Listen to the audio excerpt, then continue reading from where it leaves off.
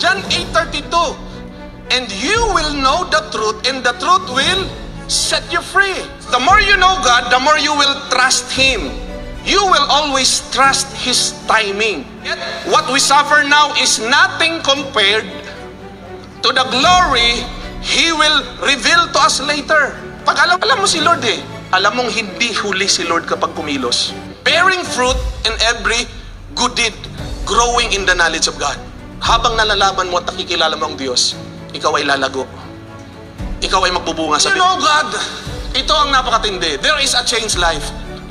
Nagpapagong buhay. Hindi yung mas lalo kang nag-attend ng church, mas lalong sumasamang ugali mo.